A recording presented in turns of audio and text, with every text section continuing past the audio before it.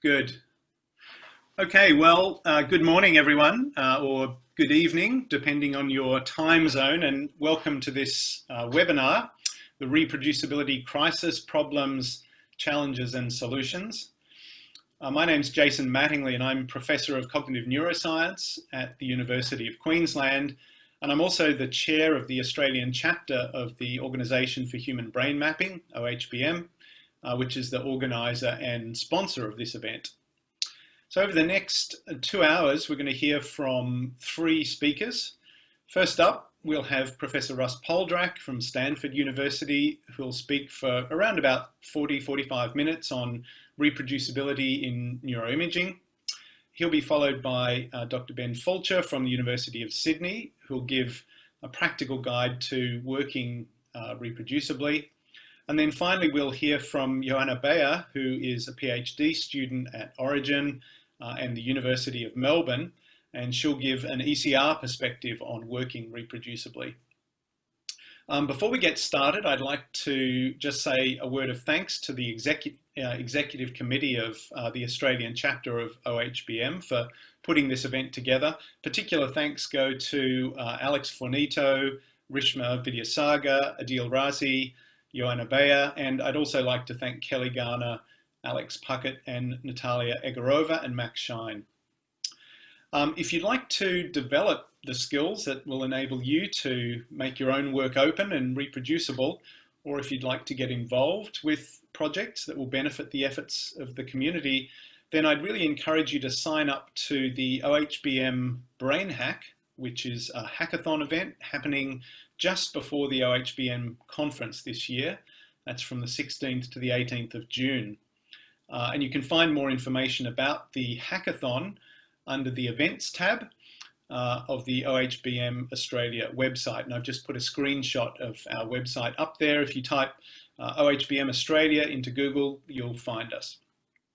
And in particular, if you're a member of the Australian chapter of OHBM, you can apply for a bursary to cover the $40 registration fee. That's Australian $40 registration fee.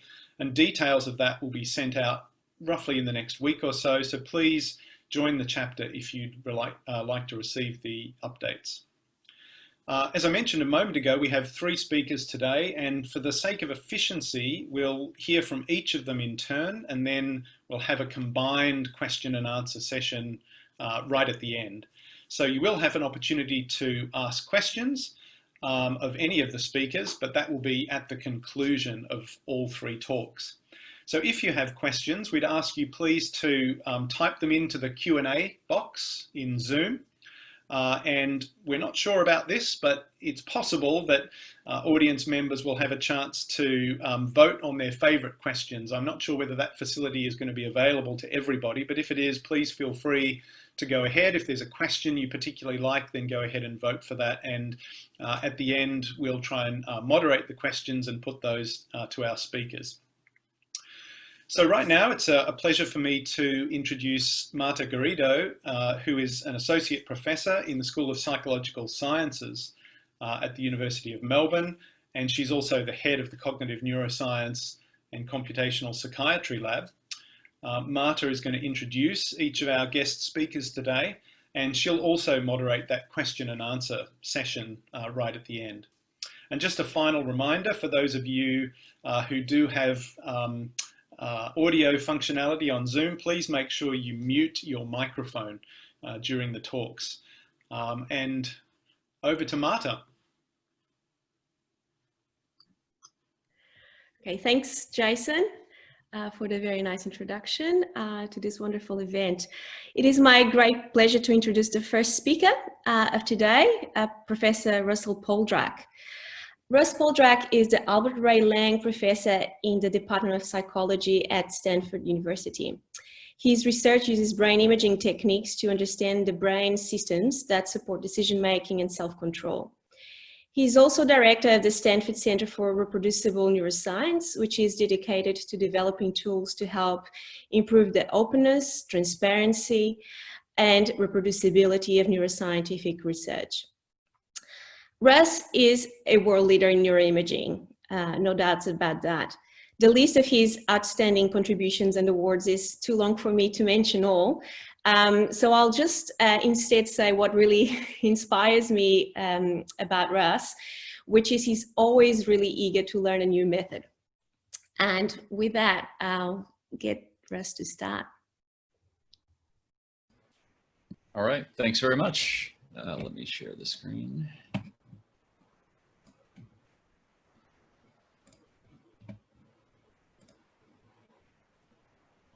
All right, well, thanks very much for the invitation. And so I'm happy to start off this session. Obviously, reproducibility is an issue that I've been thinking about for a long time. I want to start by just kind of saying, what do I mean, or when I'm, in the context of this talk, what do I mean by reproducibility? What is reproducible science?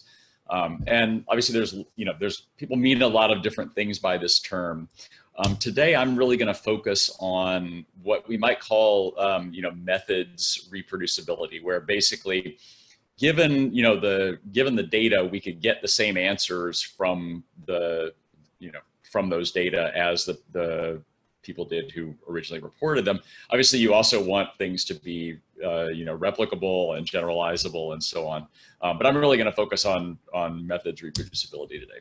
So many of you are probably familiar with one of probably the biggest splash in the reproducibility crisis, this reproducibility project in psychology, which tried to replicate 100 findings from several psychology journals and found that they could only replicate about 1/3 of those. And so that, led to a lot of concern about the degree to which results across science can be replicated. Unfortunately, we'd love to know if you took 100 imaging studies and tried to replicate them, how likely is it that you would be able to do so? Unfortunately, to do that right would cost a lot of money, and that's probably not going to happen. So the question is, how can we know whether our results are reproducible?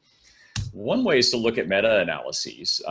These are results presented in a meta-analysis a few years ago by Mueller and colleagues, looking at studies of depression. This is basically, these are results from several meta-analyses that compared depressed individuals to healthy individuals on a number of different task fMRI paradigms. And each of the meta-analyses had said, hey, look, we find differences between depressed and healthy individuals on these fMRI tests. Well, Mueller et al., this is probably the world's best group when it comes to fMRI meta-analysis. They reanalyzed these data and found that when they put together the 99 experiments that had gone into the meta-analyses, they actually did not find any significant convergence. They found nothing significantly different between depressed and healthy individuals, even though every one of the individual papers had claimed to have found significant differences, and each of the meta-analyses had claimed to have found significant differences. So clearly, something is wrong here.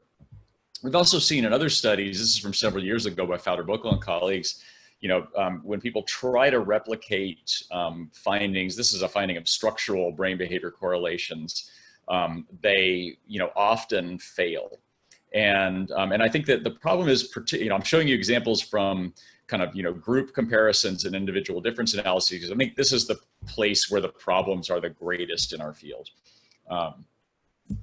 So, it seems like there's quite a mess in the field. So what do we do? I mean, we're not just going to kind of throw our hands up in the air. We want to go try to fix it. So the center that we started a few years ago at Stanford is really trying to give people tools to help them overcome some of these reproducibility problems. And so I'm going to tell you how I think about it, which is really in terms of like how we design the scientific enterprise. So if I was there talking to you in person, I would ask you if you knew what the thing on the left was, and most of you would not. It's a commercial paper cutter.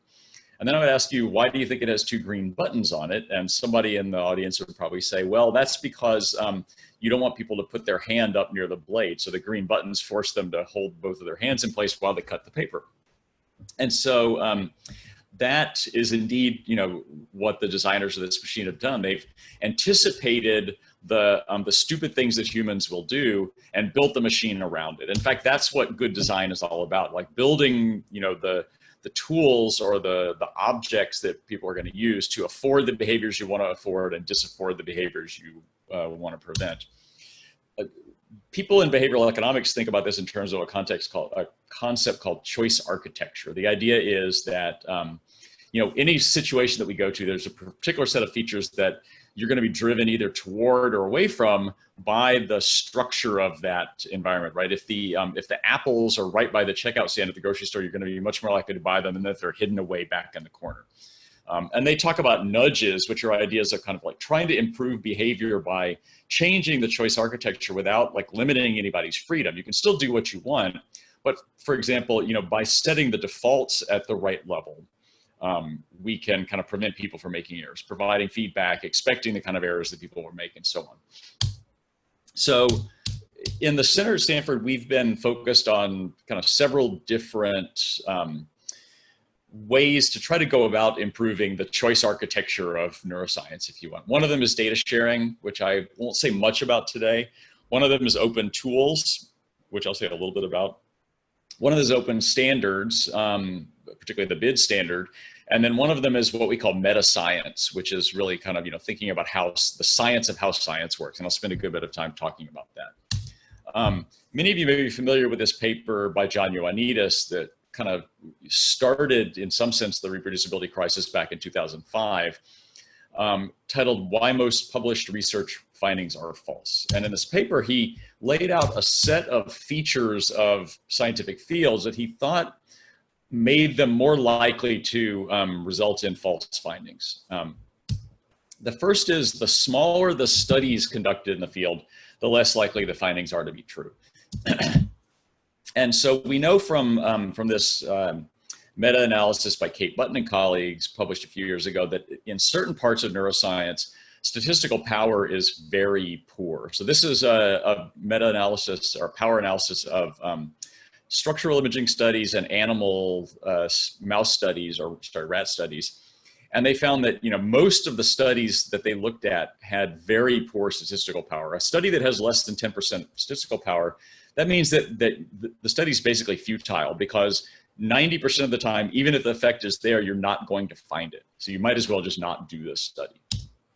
And it's not just that. So you might say, well, if I control my false positive rate, then I don't have to worry about false positives. And it's true that your false positive rate will remain the same, but that may not be the number you really care about. So Ioannidis pointed out that as power gets low, the positive predictive value, which is the probability that any positive result happens to be true, goes down, right? And so so let's do a thought experiment, right? So let's say that I'm a physicist, I'm doing an experiment, but my detector's broken and all I'm getting is white noise. If I do 100 experiments, I'm gonna get, I set my alpha at 0.05, I'm gonna get 5 false positives, right? So my false positive rate is controlled, but if I look across only the positive results, all of them are false, right? So my positive predictive value is 0. And as I fix the machine and my ability to find true signal goes up, then the percentage of positive findings I get will go up, right? So we have to worry a lot about, given that we have this kind of bias towards positive results in terms of our publication, we're gonna make sure that our positive predictive value is also high. We also overestimate the effect sizes for significant results when the power is low.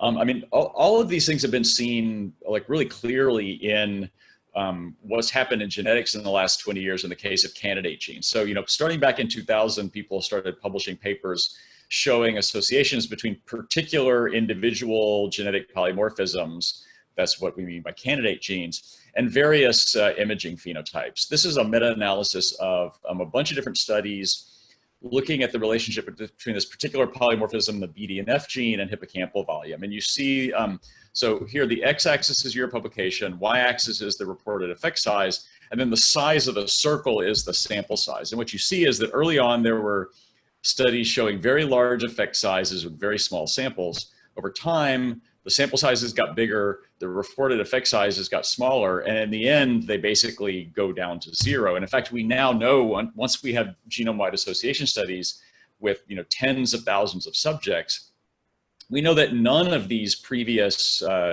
candidate gene polymorphisms are actually significant once you have these very large samples that are well powered. So, so it's clear that the low power led to basically irreproducible results. So what's the story in fMRI? How well are we doing? So this is from a review we did a couple years ago. So we have data up through 2015 on sample sizes in fMRI. And in 2015, the median study was powered to find a single 200 voxel activation of 0.75. Obviously, this has gotten a lot better in the last few years. The question is whether that's a plausible effect size. Or sorry, I missed a step there. So we have to translate from those effect sizes to basically say, what is the, how big of an effect could we detect with those sample sizes? The point is that we want to, we need to have samples that are big enough to detect kind of reasonable effect sizes. If the effect has to be huge, if for us to find it, then it's, we may not, it may not be worth doing the study. So the question is whether, so we were powered to find in 2015 an effect size of 0.75. The question is that plausible? And so we, in that paper, did an analysis of the Human Connectome Project data. The problem is you can't take the published effect sizes because they're biased, right? Because they're obtained after thresholding, so they're going to be biased upwards by that thresholding. So we took the Human Connectome Project data and used prior regions of interest along with neuroscience meta-analysis to basically find regions that we were really sure should be active for the task. We estimated the effect size from that in an unbiased way and then asked how big it was. And basically these are effect sizes for a number of the contrasts in the Human Connectome Project data. And these are all pretty coarse contrasts, like, movement versus non-movement, emotional faces versus baseline, gambling task, working memory tasks, things like that. And what we see is that for these tests, basically very few of them had effect sizes as large as the ones that the average paper in 2015 was powered to study. So these are like, and these are effects where at the individual level, these are like 4% signal change. So these are whopping effects at the individual subject level. They're just barely at the 0.75 range because the Cohen's d is looking with respect to variability across people, right? So obviously there's lots of caveats about the HCP data and about the way that we did this, but nonetheless it suggests that that overall, fMRI studies remain underpowered, and there's additional data coming out on that. If it hasn't come out, coming out soon from Awad Hariri's group. So what does that tell us? Well, let's look at the studies that were reported in that Mueller et al. Meta-analysis. What I've done here is I plotted each of these dots as one study, plotted as a function of year of publication and sample size. And I've colored the ones in red here as what I call grossly insufficient N. And I'm taking this from a claim in this paper by Simmons et al., the false positive psychology paper from a few years ago, basically saying that samples smaller than 20 per cell are simply not powerful to detect enough to detect most effects. And so basically, you must collect at least 20 observations per cell unless you have a compelling cost of data collection justification. And there's all sorts of problems, all sorts of reasons why, if you, they claim that, smaller sample sizes are more likely to reflect basically p-hacking, flexible termination, and so on. So what this says is that, 634 individuals diagnosed with depression volunteered for fMRI studies that were almost certain to generate false results due to insufficient power. And by the way, generated, you have to make assumptions to come up with these numbers, but generated, at least a couple hundred tons of CO2 in the process, equivalent to about 44 cars driving around for a year. The problems are also there for machine learning analyses. Gael Veracruz had a paper a couple years ago where he looked at the relationship between sample size and predictive accuracy in machine learning analyses and saw that for almost every phenotype, you see that as the sample size gets bigger, the reported predictive validity or predictive accuracy gets smaller. And that's likely because of, with small sample sizes, the results get very noisy. And so people only report the ones that come out well. And so you get this sort of biased, very high level of accuracy. So one of the challenges, and this might be something we want to come back to in the discussion, is what do you do as an early career researcher if you want to do well-powered science, right? Because most ECRs don't have the resources to go out and collect large samples if you want to ask like a novel empirical question. And I think the answer isn't to do underpowered studies. I think the answer is to figure out, how you can pivot. And in the words of Nancy Canwisher, if you can't answer the question you love the question you can. And so in this paper in Neuron last year, I pointed out a number of different pivots that one can make. One is to collaborate, one is to use shared data, one is to focus more on theory or computational modeling.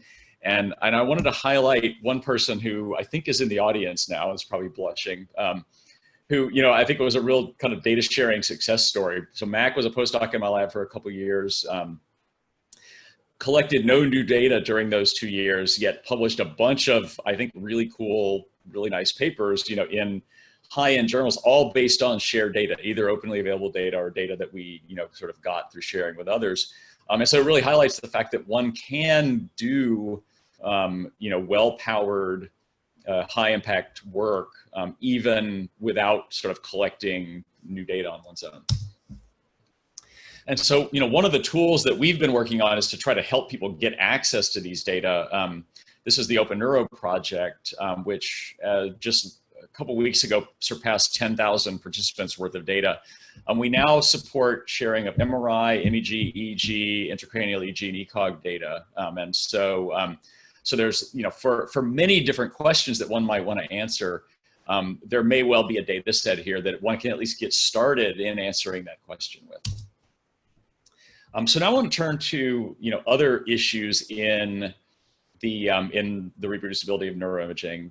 And this goes back to, other points that were pointed out by Ioannidis, which is that the greater the number and the lesser selection of tested relationships in the field, that is, how many tests are you doing, and the less likely the findings are to be false, and the greater the flexibility in the designs, definitions, and analytical modes, the less likely the results are to be true.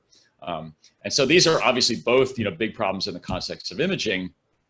This is from that same review where we went through this is just for FSL, and looked at like how many different FSL workflows could we come up with by just combining, various options at various points. And none of these were things that would be, sort of crazy to do. And we came up with over 69,000 workflows.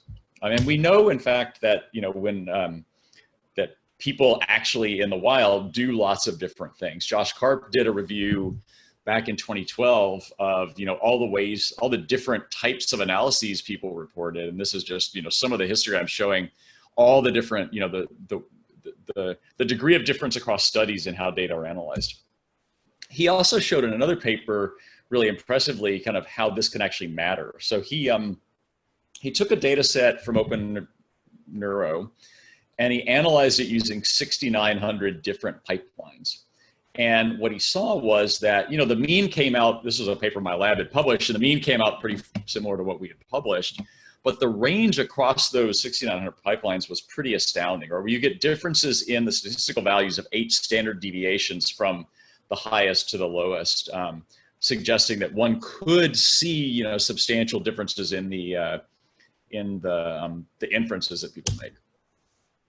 So, one thing that I think is really important is pre-registration, which has, become a big thing in psychology. Hasn't really, I think, taken off in neuroimaging yet because it's hard. But I think the idea of like registering one's sample size and one's analysis plan up front is a really good way to prevent, not necessarily to prevent the effects of analytic flexibility, but to ensure that they don't impact on, on one's p-values by allowing one to kind of change the analysis and sort of, multiply analysis pathways. It's important to point out that just because you're pre-registering doesn't mean you can't do exploratory analysis or that you can't change what you said you're going to do. The most important thing is to really be clear in the paper about what you did. If you had to deviate from the pre-registration, or if you did some exploratory analyses, the paper just needs to be clear about that. The effects of pre-registration in medical clinical trials have been really impressive. So this is, these are data from a review from a few years ago by Kaplan and Irvin showing what happened when the US National Heart, Lung, and Blood Institute started requiring pre-registration of the primary outcome for clinical trials. Basically, they were telling people, if you're going to do a clinical trial for a drug or some sort of supplement, you need to tell us what is the primary measure that you're going to define success in terms of. So the line here shows basically before 2000, they didn't require pre-registration. You see that the majority of trials claimed to show beneficial effects of their treatment, right? So every little plus here is a study that claimed to show a benefit. Nobody showed a harm, right? Fast forward beyond that, now everybody has to pre-register their outcomes. Now you see the large majority of studies show no positive outcome, right? They show a null effect, 2 show a benefit, 1 shows a harmful effect. And so I think this is pre-registration is really important for us to kind of avoid fooling ourselves in the way that clearly these, clinical trialists were fooling themselves before the pre-registration. Obviously, this is a problem in terms of the incentives to publish, right? Because this means you're going to be much more likely to have null effects if you're pre-registering. I mean, I think that's something that we have to come to terms with as a field. So as I said, pre-registration prevents p-hacking, but doesn't really eliminate analytic variability. So we wanted to ask, Josh Karp showed us that these things have an effect, but we wanted to ask how variable they really are out in the wild and what sort of effect do they have on the kinds of scientific inferences that people make. So we just published last week a study in Nature called NARPS. That's our name for the project, the Neuroimaging Analysis, Replication, and Prediction Study. Rotem Botnik-Nazaire is the first author, and Tom Schoenberg and Tom Nichols were co-senior authors with me. And the study has almost 200 co-authors on the paper, and just see why in a moment. So we collected an imaging study at Tel Aviv University, 108 subjects. I'm not going to go into the details about what we did, other than to say, it's this decision-making task, and we're going to have a number of contrasts related to different aspects of the task, like how much money one could win or lose on the task. We then, on social media and conferences, recruited people to analyze the data. We basically said, we'd like to recruit teams of up to 3 people each to basically take these data and analyze them to test a set of hypotheses. Everybody had to sign an NDA, so they said they basically wouldn't tell anybody else what they had found until the embargo was lifted. And we offered everybody co-authorship on the paper. That's why we have almost 200 authors. We gave out the data set to 82 teams. We gave them 3 months. We got answers back from 70 teams, which I thought was pretty impressive. And we basically said, analyze the data in the way that you usually would in your lab. The only restriction was that you need to do whole brain analysis. And we wanted you to tell us for 9 hypotheses, is there significant activation in some particular brain area for some particular feature of the experimental design. And so in addition to giving us yes/no decisions for each of those hypotheses, we also got a number of intermediate results like the whole brain statistical maps, in addition to a written description of the analysis workflow kind of following the OHBM Kobadas report from this paper. And it was striking that none of the 2 teams used an identical workflow. And also, even with this detailed, like multi-page description, it was often impossible for us to tell exactly what they had done. We had to go back to them and ask questions. So it really points out, how hard it is to go from a textual description of a workflow to, to actually knowing what was done. So these are the results. What I'm doing is ordering. So the y-axis here is the proportion of teams who reported a positive effect. And then the hypotheses are sorted from lowest to highest. So basically you see just to highlight, if everybody agreed, then each of these numbers would be either 0 or 1. Everybody would either say, no, there is no activation, or yes, there is activation. What we see is that for 3 of the hypotheses, everybody pretty much agreed that there was no activation. For 1 of the hypotheses over here, pretty much everybody agreed that there was activation. For these other 5, it was basically in the middle, where 20 to 40% of the teams are saying yes. And after the paper, I did another analysis to basically say, if I take the pattern of yeses and nos across all of these different across all these different hypotheses, and ask how many patterns of yes and no were there across the 70 teams, there were 33 different patterns of yes and no. So really striking variability in the answers that we got back. And for any hypotheses, in any of these 9 hypotheses, you can find at least 4 workflows that can give you a positive result.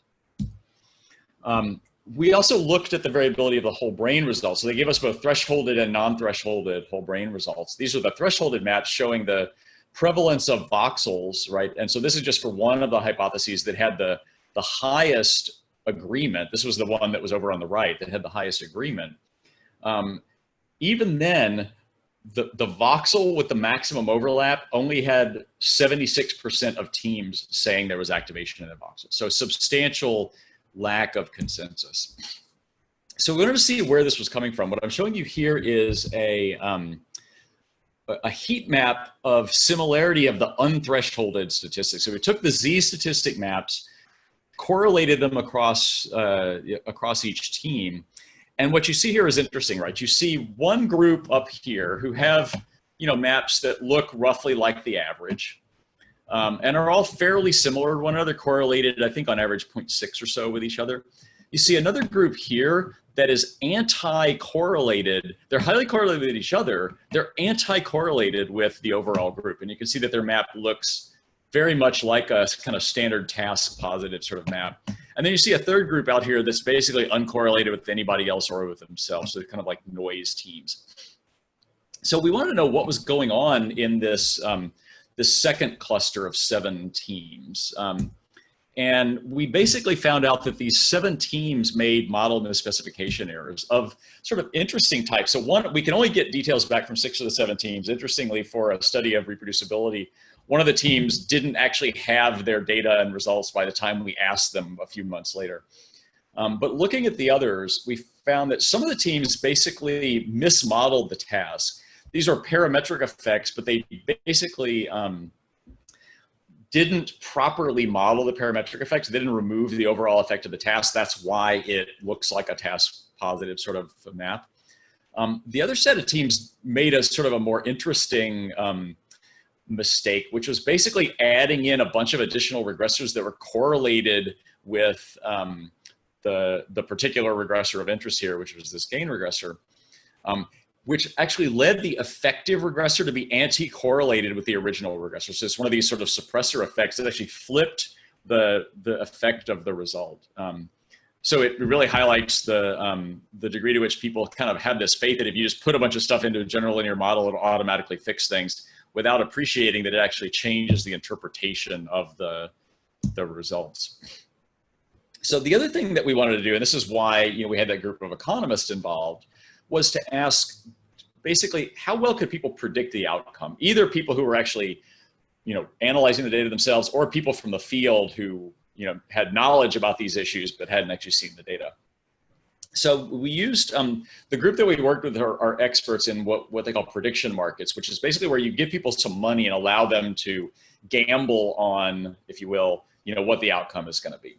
And these have been shown to be really effective in previous work by Colin Cameron and colleagues at predicting the replicability of social science experiments. Here we couldn't predict replicability, but what we could do is just predict people's beliefs about which hypotheses would come out as positive or not, as being reported positive.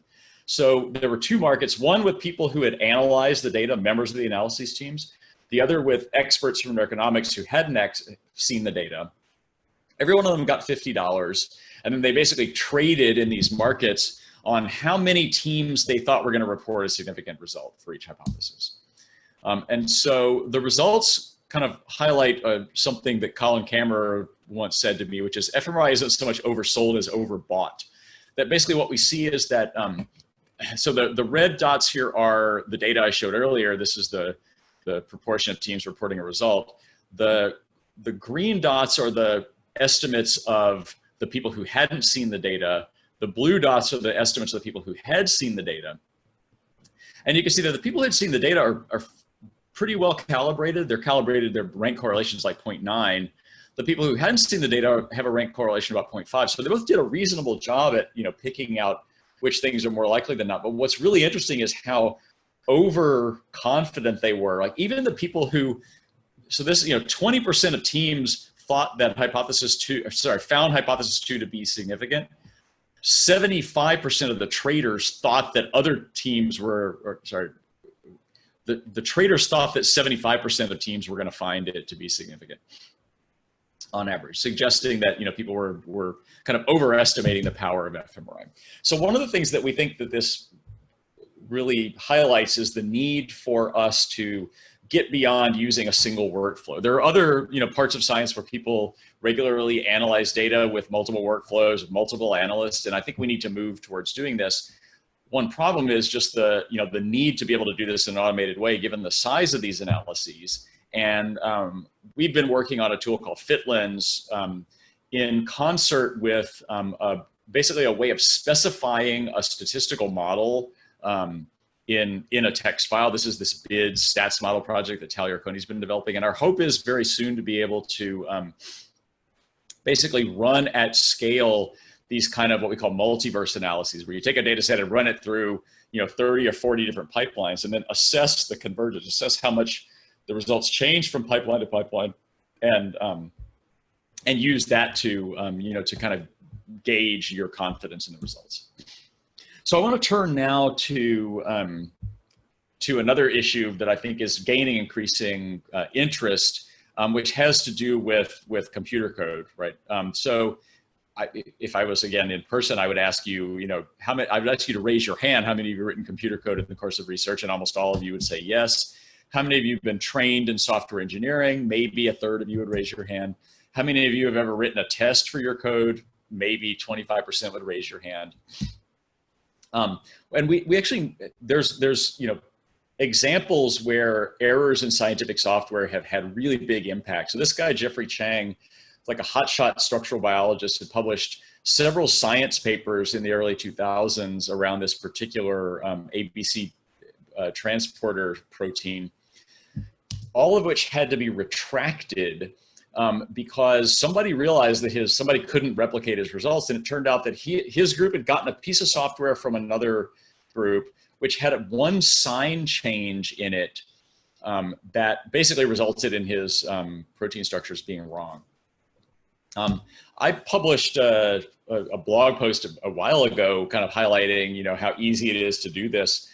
I had been doing some classification analyses on the open neuro data and had been trying to basically classify, what task is a person doing out of sample. And I got 93% accuracy on my first try. And I was like, wow, that, if it was 100%, I would have known I did something wrong.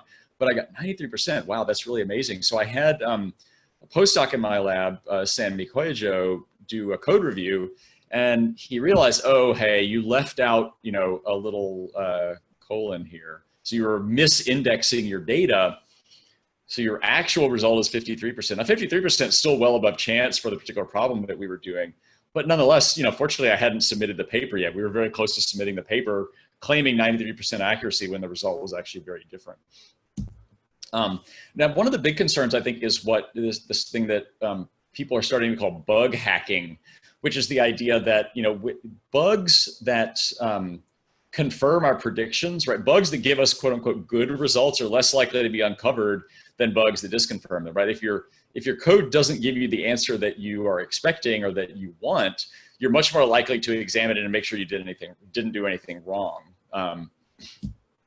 So I proposed a few years ago this idea of the principle of assumed error, which is basically that whenever you get a good result, right, whereby good people really usually mean one that fits your predictions, assume that it occurred due to an error in your code, right? And go back and try to figure out all the ways in which something could have gone wrong. And we've had cases where, it took a lot of work, but actually people did find things that completely nullified what we thought were good results because of bugs in the code.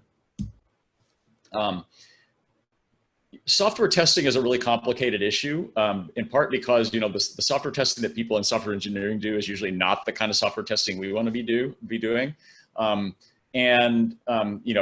software developers, often it's about just like making sure everything runs without exploding, but also, you want to be able to do sanity checks to make sure that things are kind of reasonable. And there are examples of, people publishing data with numbers that are just like, way out of reasonable ranges. There's a lot of tools available now actually to help with code quality analysis, particularly if you're working in Python, which is the platform that I spend the most time in. There's really great tools for both for checking for errors and for adherence to style guidelines. And this is really important if you want other people to look at your code. As I'll talk later about code review, having somebody review your code when the style is not good, basically they're going to, pull their hair out, or they're just going to refuse to do it. So tools like, Flake8 and Pylint and so on can really help you. And in many cases, they can be integrated into your editor so that as you're writing the code, it'll actually tell you, oh, hey, you made an error there, or you're not doing something right there. Another thing that I want to highlight is the importance of using well-established tools whenever you can. There's a tendency for people to always want to reinvent existing solutions, and the canonical example of that is the need to write the 30-second new DICOM to NIFTY converter. Now, sometimes obviously you do need to do something new, but whenever there's an existing package that does what you need, you should try to use it. And if it needs some tweaks, take that code and kind of tweak it and try to then also, kind of contribute those to your fixes or extensions back to the project. And also, try to find projects that use good software engineering practices that have continuous integration and testing and all these sorts of things, like scikit-learn being a good example of that. So in the last few minutes, I'm going to talk about the way that we tried to build a fully reproducible end-to-end data analysis pipeline for the NARP study. So we got the results back from all the 70 teams, and I was responsible for analyzing all the data. And so we built a toolkit that ultimately basically runs completely automatically. Whenever I make a change to the code and I check it into GitHub, that triggers a complete reanalysis of the data set using, pulling whatever the newest data at that point, pulling a container that defines all the code, running it, and then putting the results out to a place where I can access them. So the first step towards that is having the data be versioned, right? We want to be able to exactly reproduce the results. And to do that, we need to know exactly what data went into it. And obviously, data change as we prepare things. So for every data set that we use a snapshot. So OpenNeuro does this where data are snapshotted. So there's an immutable version of the data that you can work with. And I'm not going to talk about bids at all today, but I think, if you're not familiar with bids, this is a standard for the organization of imaging data. And I think it's become really important for the sharing of data because it basically allows you to take shared data and process them basically without having to ask anybody any questions, because everything you need to know is kind of built into the data set for the most part. And so all the data that we share are in that bids format. We also, for the data that we got from the teams, we versioned those data and made those available through Zenodo. Zenodo is kind of if I'm sharing kind of, data that aren't OpenNeuro bids data, then I'm going to share them through Zenodo because they have a lot of nice features. We also versioned the code. So basically whenever we came up with a version of the paper, like the version that we're sending out to the co-authors or the version that we're submitting or the revision that we're submitting, we basically fixed the code and did a code release there. And those also were made available via GitHub. So somebody could take exactly the code that were used to generate those results. I mentioned containerization. If you're not familiar with this, it's basically a software engineering tool for sharing an entire computing platform. And part of the inspiration for this is this quote by David Donahoe: "An article about a computational result is advertising, not scholarship. The actual scholarship is the full software environment, code, and data that produce the result," right? And given how much of what we do relies on libraries that can change over time, in order to be able to reproduce results as well as possible, you need the entire software platform. Containers allow you to do that, Docker being the platform that I think nearly everybody is kind of standardizing on these days. And so if you want to check out if you go to GitHub, to my GitHub page and look for the NARPS project, you'll find the setup and kind of description of how this is all done. But basically then we can take the code that I've put on GitHub, we can take that Docker container that contains all of the libraries and packages that are needed, and we can basically have this thing called Circle CI automatically run the entire thing. And once it's done, if it succeeds, if it doesn't crash, it'll actually save out the results to a place that I can go grab them. And actually all the images that are in the paper are in that results file that's openly available. One of the things that I thought was really important was to have somebody review my code. Obviously, I'm not a software engineer. I've been programming for decades, but I'm, I have a lot to learn still. And so I got Tristan Gotthard, who's an expert in software engineering and imaging analysis, to basically go through the code and just make sure, does the logic make sense, but also look for kind of stupid little mistakes. So he, posted a number of different issues about the code on GitHub that we worked through. And I think that really made me much more comfortable with having, this big project kind of, using code that's sitting on my shoulders. I would recommend anybody who's writing code, you should always be doing code review. Finally, it's important to point out, reproducibility is great, right? But a result can be fully reproducible, but incorrect, right? In psychology, we have this distinction between reliability and validity, right? Something can be really reliable, but totally invalid. And so one of the things you want to be able to do is also assess whether your tool is actually getting the right answer. And one of the best ways to do that is to basically generate data where you know the true answer, and then look at your ability to recover that correct answer back from the data. And we did this for NARPS, where we basically generated simulated data based on known maps, ran that through the analysis stream, and basically made sure that the results that we got back were close enough to the true data, like correlated 0.95 or more, that we can be sure that we were pretty much doing things right. Okay, so I don't think many of you probably took much convincing that neuroimaging has a reproducibility problem. I think it's really likely not very different from other areas of science that have similarly complex workflows and large data sets. But I think that learning some software engineering practices and tools can really help ensure the reproducibility of complex analyses. And there's a lot of tools out there that aren't, obviously they're going to take some time to learn, but ultimately, if you adopt them, you're going to be able to do better science. I finally just want to thank everybody in my group, Chris Gorolewski, who's not in the picture, but really helped me develop a lot of this stuff. And thank you all for your time. Thank you, Russ. That was a great talk and very thought-provoking. So I just want to say again, like Jason said, we'll be addressing the questions at the end. Including questions to Russ, but feel free to type away your questions in the Q&A box. We'll get back to you. So I will introduce the next speaker, that is Ben Fulcher. So where are you, Ben? There you are. So Ben Fulcher is a senior lecturer in physics at the University of Sydney. He uses methods from statistics and physics to understand the principles of brain organization and function in a mechanistic fashion. Over to you, Ben. All right, thanks, Marta, and thanks to the organizers for inviting me.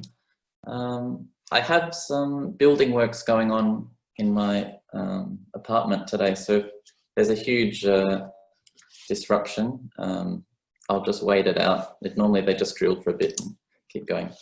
So hopefully this talk comes off Russ's in a nice way. There are some overlaps, and it allows me to go a bit more in detail about my perspective on how to actually implement these ideas on reproducibility. So after Russ's talk, I'm sure everyone's on board with open science, the benefit of it, the need for it. You should understand that it is unambiguously good for progressing knowledge, and of course building trust in science. And I think if we don't trust each other, what institutions should we trust? Right? It's a time in history when trust is at an all-time low, and if scientists can't work honestly and openly and trust each other, how can we be an example for other institutions in society? But it's difficult, right? You can be on board with the philosophy, you can want to change, you can want to fulfill the need for doing better science and more open science, but it can be difficult to then act on that. So this talk is mainly going to be about how do you incorporate these open science practices. And I've only got 10 minutes, so it'll be a very broad overview of some basic techniques that you can start to build on. And before I go into this, I wanted to say that it's not all or nothing. Sometimes you can sign on to a philosophy and really want to change, but actually implementing it is very hard because you can be daunted just by how much you need to learn and how much you need to change about how you do science. And if you're intimidated by it has to be all or nothing, sometimes people will go, oh, it's easy to just do nothing. And so science is already difficult. Why would I spend years changing all my practices?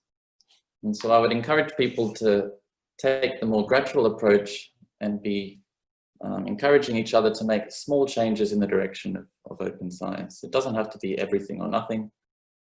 Some hardliners might give you a hard time, but I think it's better to just make progress little by little, the best that you're able to.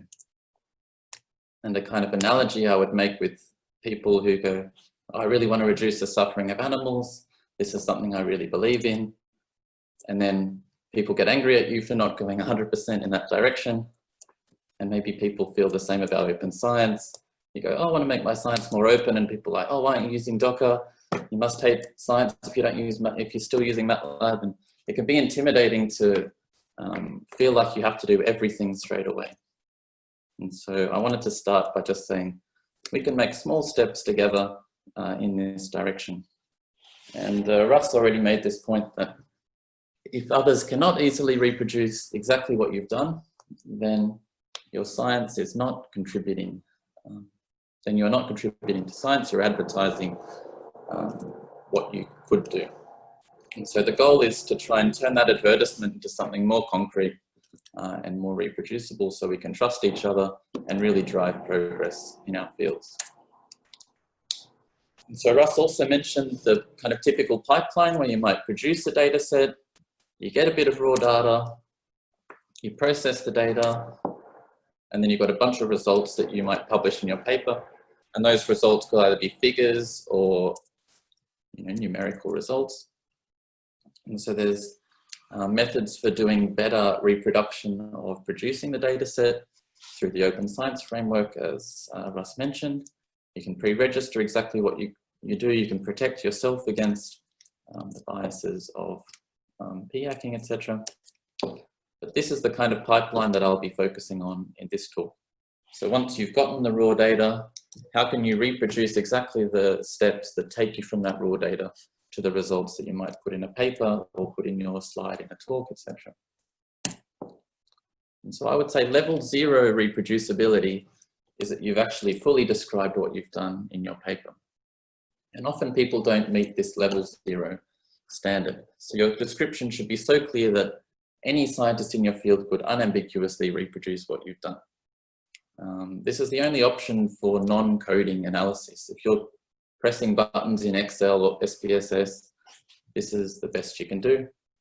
But it should pass this test that if you're in a conference and the person next to you, you gave them the description, they would, without a doubt, reproduce what you did. And so an example might be like, I loaded the data, I pushed the green button, then double press the red button, something like this. So anyone could follow those instructions and do exactly what you did. This is a level 0 reproducibility, a kind of very minimal standard. And so better if you're coding, which probably most of us are now, is that you provide the code that reproduces all your results. And this is a much clearer way of explaining analyses, and complex multi-step analyses can be unambiguously described in this way. So you can see exactly what those steps are, in what order. You can probe the details of exactly what analyses were applied, and you can follow exactly the pipeline from loading raw data to processing the data to then analyzing that data and producing the figures that are shown in the paper. And some people get stressed even at this level to say that, oh, I wasn't trained as a coder, my code is probably embarrassing. And again, I would say any code is better than none. Put your code out there.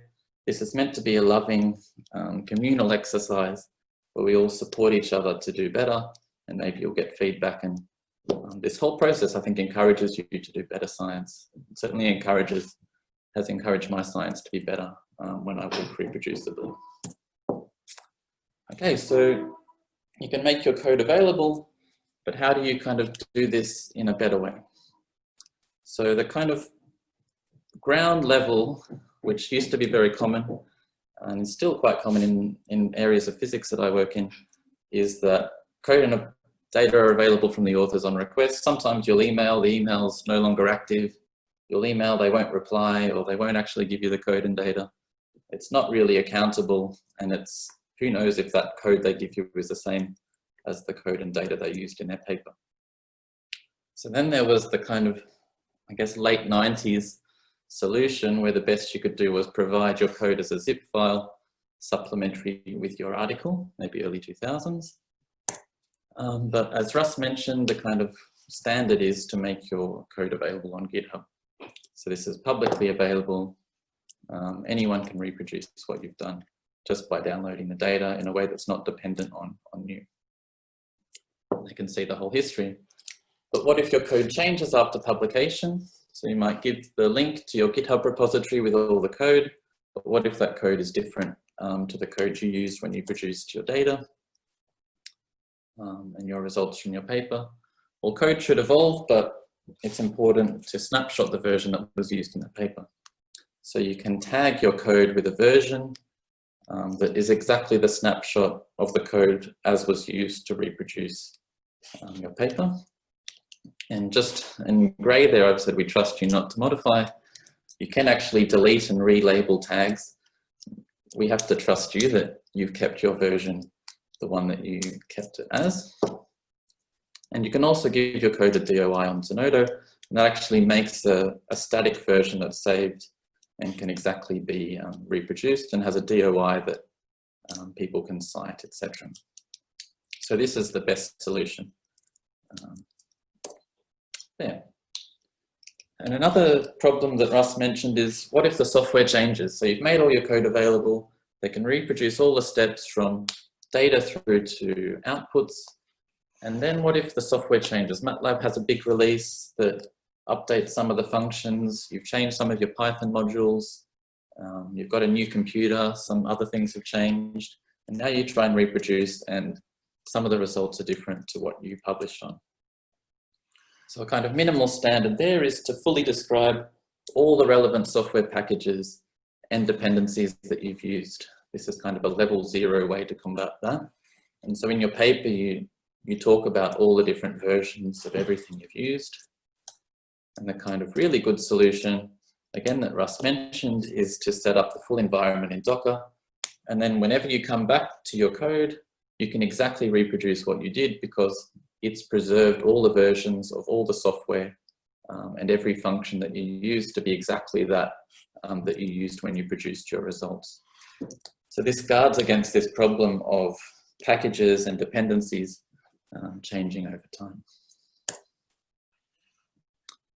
So then there's a question of how reproducible your code is. Even if you provide it on GitHub, some people may still not be able to reproduce it.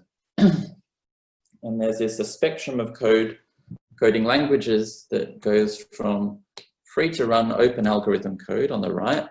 This is packages like Julia, R, and Python I've shown there. And for that, you can probe every single line of code that reproduces every part of what you've done. And it's free to run for anyone in the world. So there's no barrier to reproducing what you've done, and you can see exactly every step that you've done. Whereas if you share code using software packages on the left, you have to pay. So some people might not be able to afford to buy the software that you used. And also some of the algorithms underlying these software packages are proprietary, and you can't actually probe every line of code that went into some of these functions that you're using. And so you might tell people, oh, just join a richer uni and you'll be okay. And it's true that most academic institutions will give you a license to these packages, so it's not a huge problem. But of course, the best is to use open source code where there's no barrier to reproducing, and you know exactly the details of the algorithms, because they can be probed and they're not proprietary. So you should be working on the right-hand side. But like I said, we're all imperfect. And so small steps, everything in moderation. Okay, so leveling up is next is your code's clarity. So it's no use for reproducibility if your code is shared but unclear. And coding for research can be messy. You're 1 week chasing down one lead and then you find that's a dead end and you code something else, and soon enough you've got all these different functions in your directories that are all different, and who knows what you did, right? So you should try and give clear instructions once you've settled on a narrative for your paper and a logical flow of analyses that reproduce what you did. You should give clear instructions of how to reproduce what you've done. For example, in the README file that's compiled into a GitHub repository. And again, that go-to rule is, would someone next to me at a conference be able to reproduce what I did? How easy can I make it for them to do that? And if you just dump a whole bunch of code into a GitHub repository with no instruction, of course, that person is not going to be able to do it. Even probably yourself in some months' time wouldn't be able to reproduce what you did, just looking at a big mess of code. So try and make it as clear as possible. Here's an example of mine where my latest thing is to try and make a function for every output that's reported in the paper. So here I'll show I ran this function and I got this output. I ran this function and I got this output. And every output that's in my paper, I will show exactly the steps to reproduce it through code. So someone can just open my repository. They don't have to dig through all the structure of the code. They can just look through the README and see the steps that I took to make each output. Here's another example where I give the function that I use for each type of analysis all the way through the paper. I look through the paper and go, okay, I reported this statistic, how did I produce that? And this is helpful for me when I come back to it, and just ensuring that I've done good science. Because the process of scientific exploration can be a bit unstructured. This helps kind of pull together and makes me sure that what I'm reporting in my paper really is rigorous and can be reproduced. And so across a project's lifespan, I would say that it helps you if you work in this way all the way from start to finish. It kind of forces you to a higher standard. And for me, it's pushed my science forward. So here's an example of a scientific process. You start writing a function, then you might go, oh, I'll change that and I'll write a new function. Then you get a nice result. Oh, positive correlation, that's just what I wanted, right? And then you'll change it and you might put version 1 on the back. You shouldn't be doing this if you're using GitHub because it tracks your changes, but here's an example of what a pipeline might look like. And then I've seen code like this where they go, oh, underscore latest on version 2 now. And then I tweaked it. And so the file names become completely messy. Who knows what you did? Maybe at the end you push to GitHub and then you run your code again and you get a negative correlation. So there's this problem of changes that happen throughout the lifetime of a project affecting the results that come out. And how do you know what went wrong from when you got that result early on in your project to when you tried to reproduce it late in your project and got a different result? Well, so many changes happened, even if you were tracking them through GitHub. So this is the way to do it, is to actually track changes that you make to your project as you go. So if you have a code repository with version control and you're committing regularly, so you have dated snapshots of exactly what your code looked like at each point through the history of your project. And for that, you can use Git. A GUI like SourceTree can help people who aren't used to that. And it even makes it more easy for those, even if you are very familiar with command line Git. And if you have your electronic notebook, something like Lab Archives, Evernote, OneNote, and you have dated entries, then you've got this synchronized connection between the outputs that you're generating and the code that generated them all the way through your project. So you can go back in time to when you reproduced your results and exactly reproduce what you did all the way through. So you don't have this problem of not being able to understand what you did in the past. And so here's an example. You go, oh, I did this on 21st of April. This was my code at 21st of April.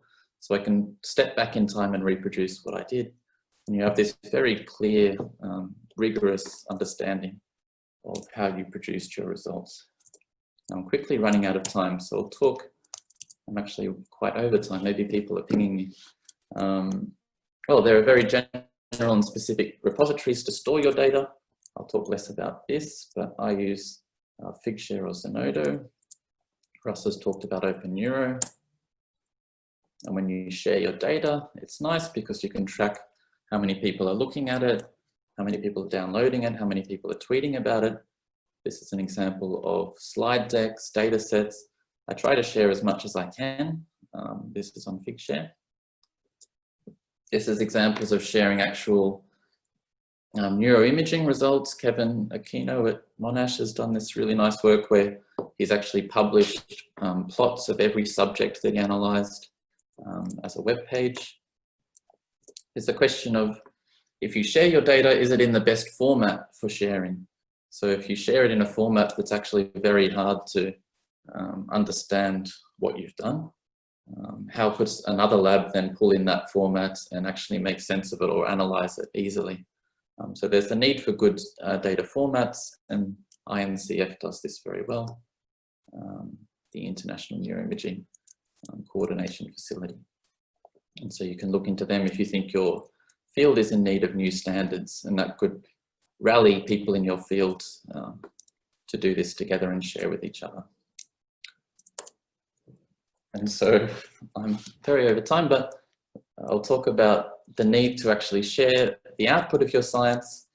So there was this funny example of a paper called The Human Right to Science being only available in a closed format. So you should make your science available as a preprint. And even there's this cutting edge of post-ego science where all of your science as you do it is openly available, and your paper as you write it is openly available. Why would you need to shut off the world from progress you're making in real time? And NHMRC requires you to at least put a publicly available version of the research it funds. And I'll skip to my summary to say that open research practices, you know they're good for you, you know they're good for science, and actually they're also often good for your career. Maybe we can talk about some frictions between what's good for science and what's good for a scientific career. In my opinion, they should be aligned, and so that's a structural problem for how the science is structured, but it can be very good for your career. Even though it might take time to set up, it gives you more exposure, makes your work have greater impact. And even though it can be hard to change habits and there's big learning curves, if you go at your own pace and support others, I think we can build a better science together. Okay, sorry for going over time. Thanks for listening. Thank you, Ben. No worries at all. I'm sure we can catch up on time during the Q&A session. So we'll be moving on straight to the next speaker. So as I said, feel free to type your questions on the Q&A box and we'll be answering it after Johanna's talk. So the next speaker is Johanna Bayer. She is a PhD student at University of Melbourne and at Oregon. In Lian's sorry, I think I said your last name wrong. So in Lian's group, she uses machine learning techniques on neuroimaging data to investigate depression, and is also working on statistical harmonization of multi-scanner effects in neuroimaging data. And she'll be giving a ECR perspective on these issues of reproducibility and open science. Thank you, Johanna. Yeah, thank you, Marta. I'll share my screen. Just a second.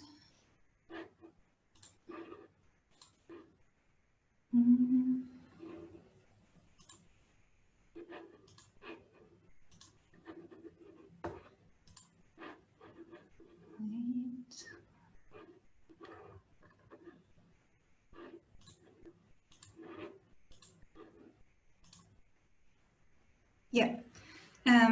So as Martha has already mentioned, I'm going to talk about the reproducibility in science from an ECR perspective.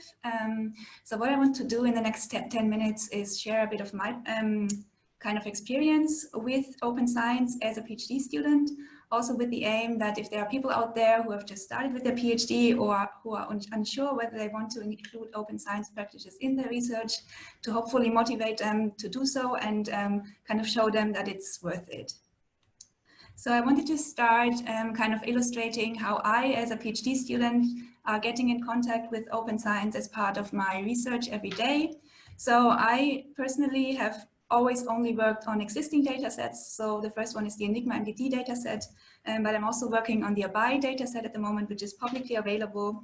I use only script-based languages. I write my reports in Markdown, and I use Overleaf and LaTeX for my papers. I document all my code on GitHub, and I will also, which is a version control tool, and I will also make all my code publicly available with my papers. And I'm a big fan of preprint repositories like bioRxiv, where you can find papers that are still under review and read them. So let's assume you've just started your PhD or a new project and you're wondering, should I invest time, money, effort, sweat, whatever you want to invest, into making my research reproducible? And so from my perspective, there's just one answer to this question.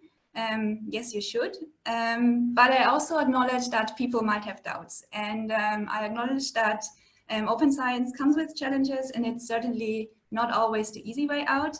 So what I want to do in the following is like go through some of the doubts that I personally also had or are still having with you, and hopefully show them that there are more myths, and hopefully also convince you that open science is worth the not only worth the effort, but actually also a great chance for ECRs.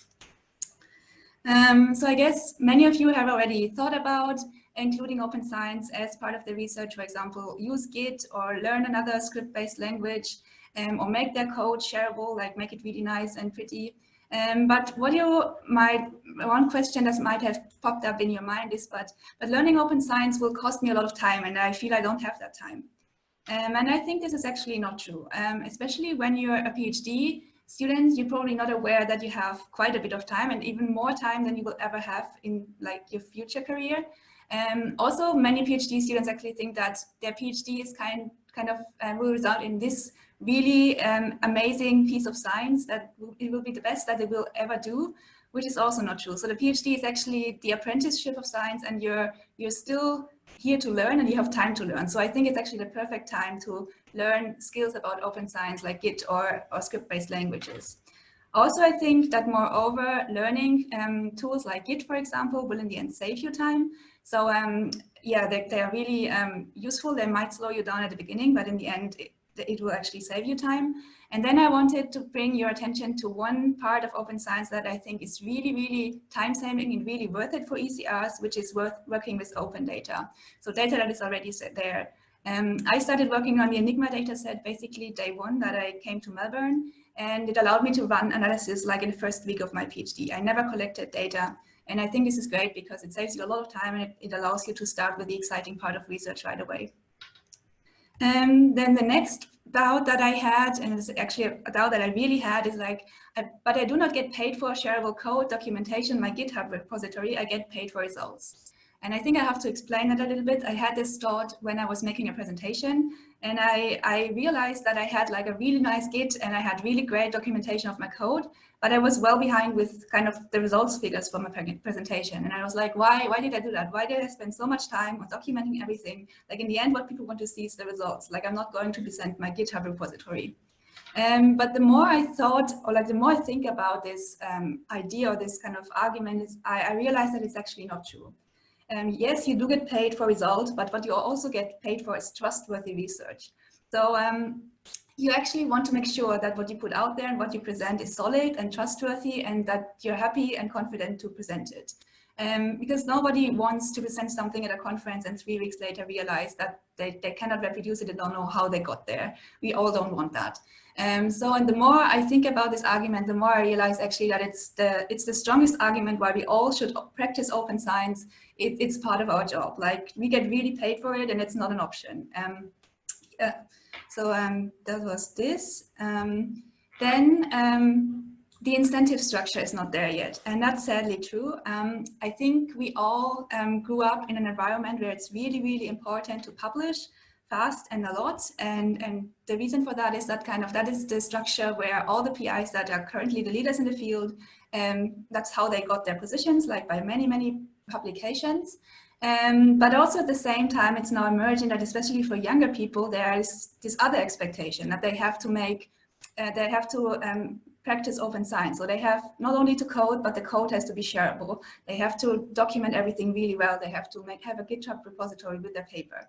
But still the structure is in a way that everything is focused still on many publications, but we have this double load that we also have to do these other really time-consuming things. And I think that's a bit of a dilemma where we are kind of right in. Because we have this double load, but I also think it's changing. And like eventually people will realize that it's not only important to have many publications, but actually that the quality of science is most important.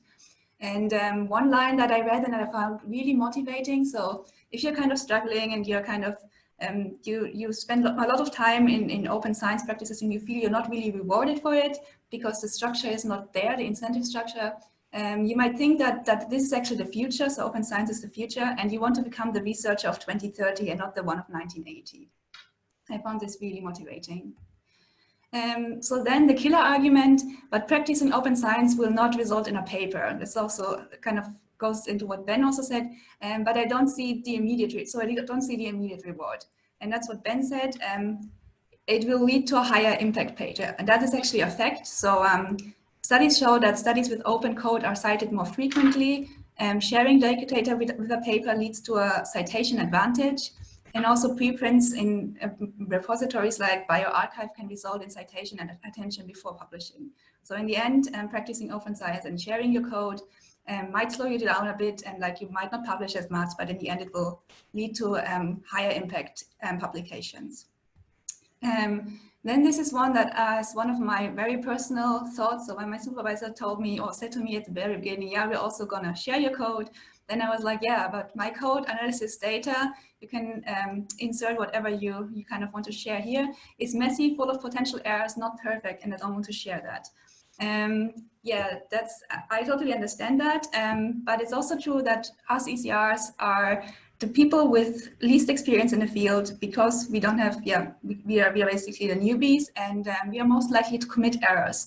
So we are also most likely to benefit from feedback, and this is also what Ben said. So I think you should see it as a chance instead of a challenge. The only way to get good feedback is putting your stuff out there, and it's actually a chance to have leaders in the field have a look at your code, and I think science and also you as a researcher can only benefit from it. So I would highly recommend it, although it might seem scary at the beginning. Then this is one that I put here because it's clearly a myth, but I cannot put it on my CV. So like I said, it's a myth. I would recommend to everybody put a section with reproducibility skills on your CV. And I also found this job ad from the university, the Ludwig Maximilian University in München, so in Munich. And probably nobody can read it because it's in German, but you can trust me that they ask for open research skills in order to apply for this job. So it's becoming more and more important that you have these skills also for jobs. But investing in open science skills does not make me more competitive. This is also not true anymore, and this is actually where you can see that the field is changing. So there are now funding opportunities for especially people who practice open science, and for many grants, it's actually already mandatory that you practice open science. So like you share your papers that you write while you're on the grant, you share your data, you make your code available. So yeah, this is actually where you see that things are changing. And so hopefully I've convinced some of you now that open science is actually great and that you should do that. But the next question that might pop up in your head is that, but I don't know how to start with open science. And I would recommend to you, like if you're completely new, also with coding, you've never done that, to start with R. So I started with Python, but I wouldn't recommend that. R has actually many features, especially RStudio, that go well in line with open science practices. So you have Markdown, where you can make PDFs or Word documents with code, data, and text. It has an interface where you can push directly to Git from R, and you have like this projects feature where you can save your environment and the current status of your analysis and share it with people so that they can see exactly what you have done. And then I wanted to share two more recommendations that I found really helpful. So one is reproducibility. That's kind of a journal club that was founded in Oxford, where people come together and discuss papers about reproducibility. And there's also Melbourne group. So if you're interested, you can check that out. And the other one is my favorite paper repository, which is Papers with Code, that kind of collects papers where people also submitted the code to the paper. And it's a really great one. I can totally recommend that one. And then to summarize why I think open science is great, and not only for ECRs, it gives free or at least cheap access to data, papers, and tools. It's collaboration based, which is the heart of science, in my opinion. Reproducibility in the end means quality and trustworthy science, and that's where we want to get. It saves times and nerves, and I think it's the future. And it's also in the hand of ECRs, and if you're an ECR and you have those skills, it's really an opportunity to put this knowledge to the field and also to shine and take a leading role in the field with those skills. Thank you. Thank you, Joanna. So now we move on to the Q&A session. So I'll invite all the speakers in the panel to come on and show your faces, so we could get started with the questions. So there's quite a number of questions already, and I'll perhaps start with the questions that relate to the openness of code, which was present in all of the talks.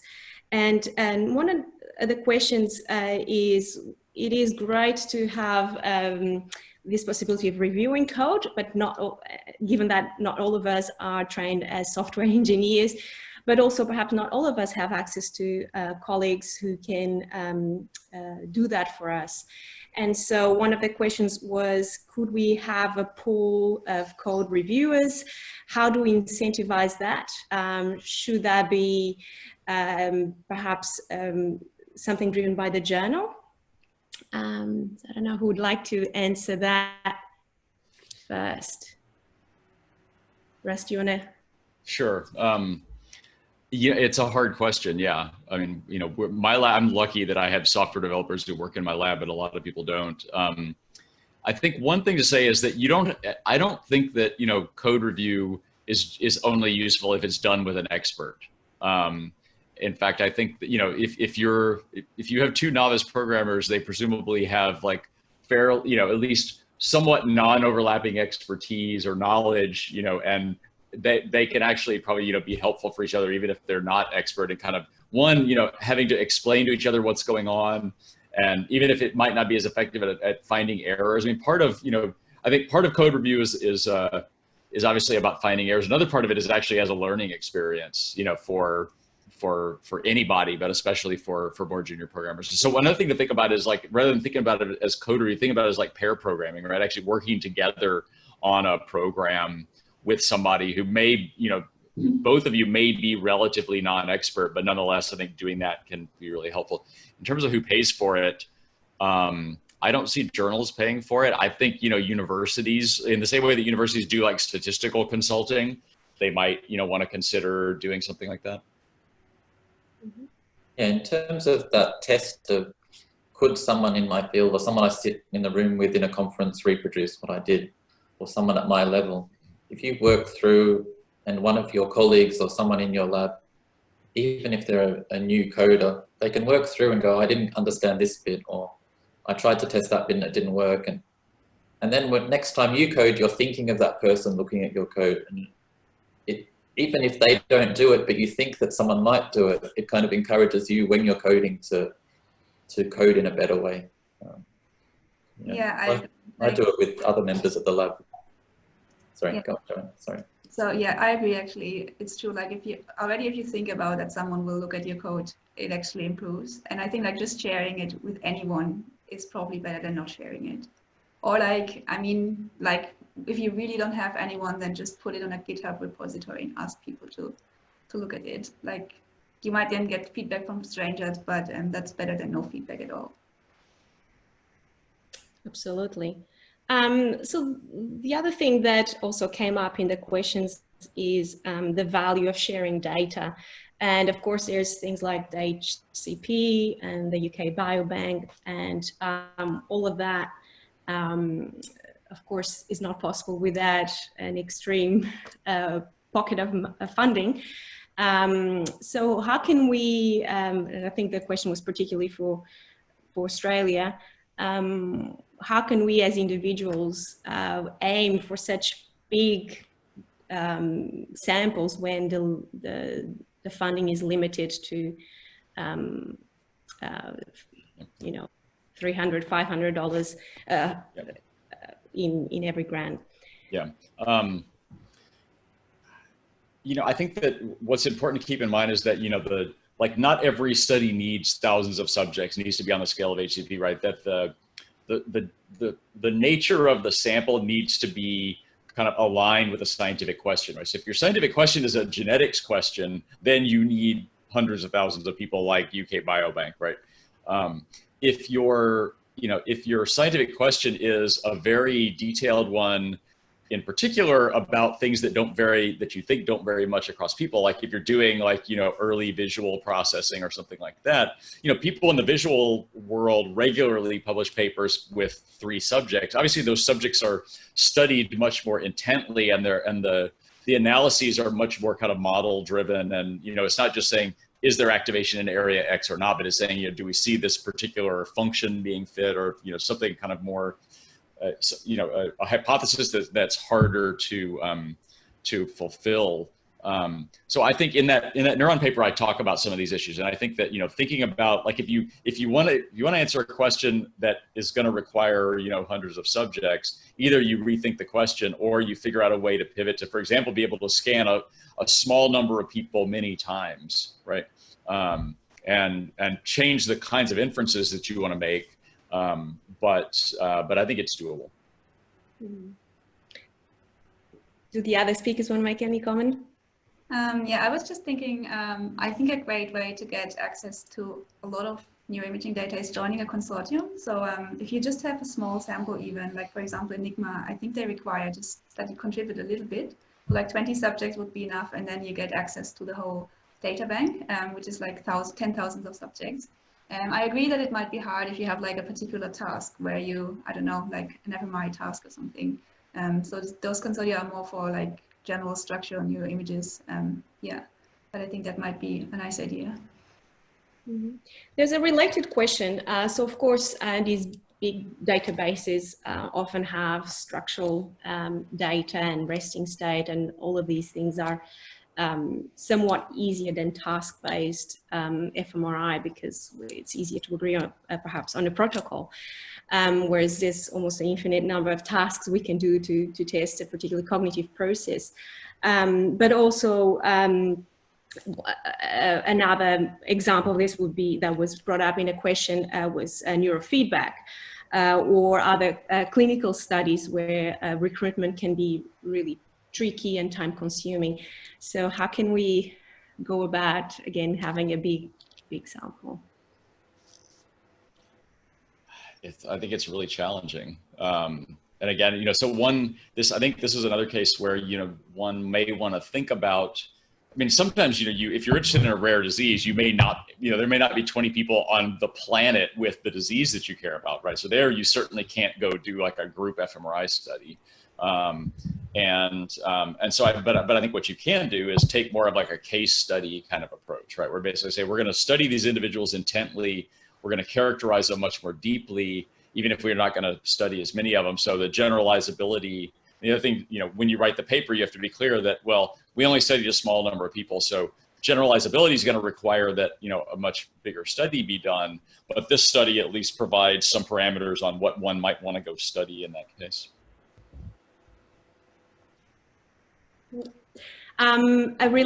Please wave, Joanna and Ben, if you want to add to what Russ said.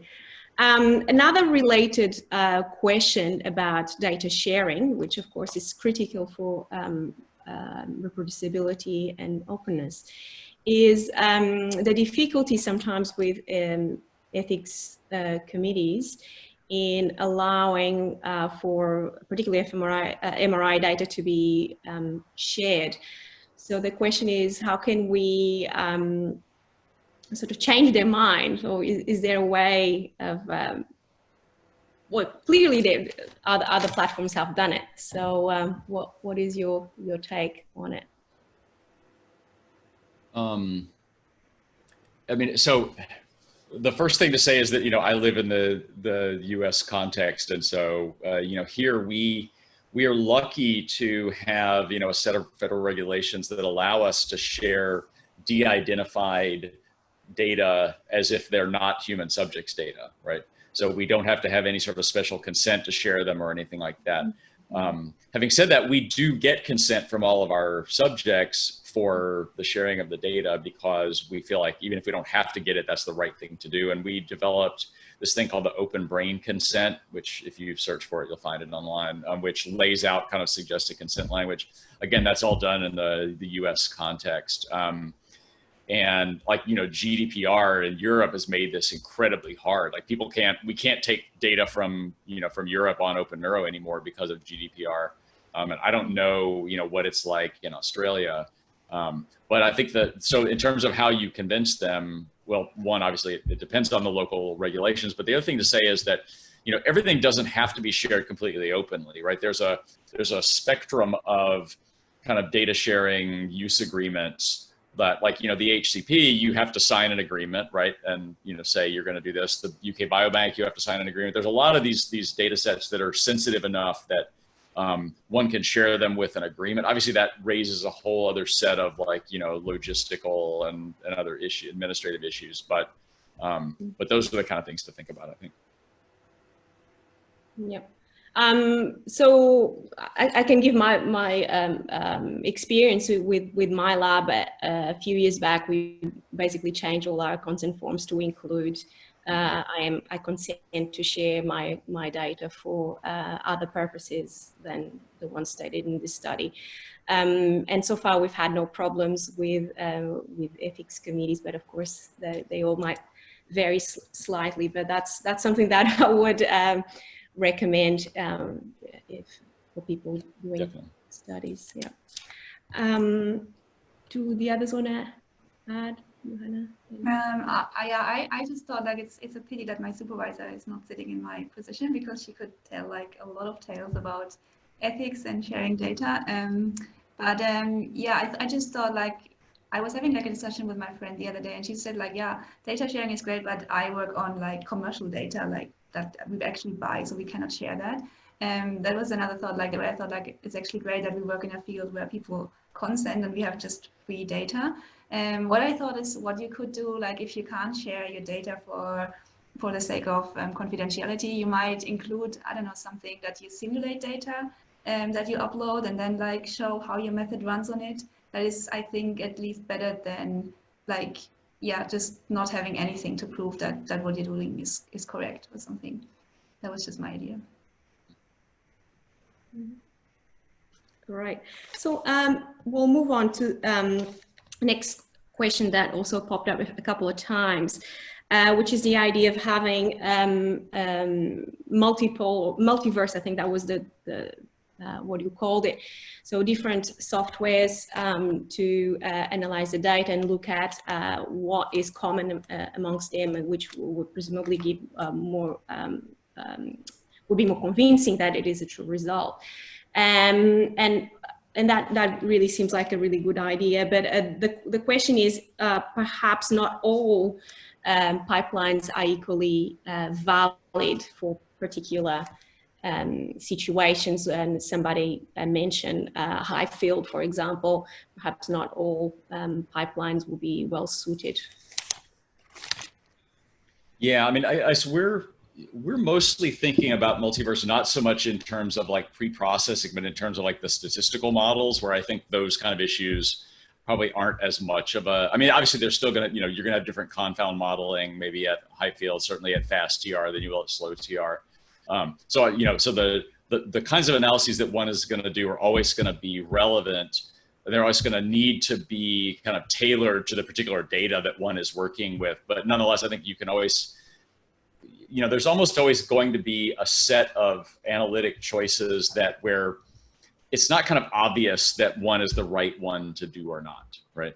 Or at least there's often in the literature arguments about, like, you know, whether, you know, is it right to treat motion in this way or this way? Is it right to do the confound modeling this way or this way? Is it right to model the HRF this way or this way?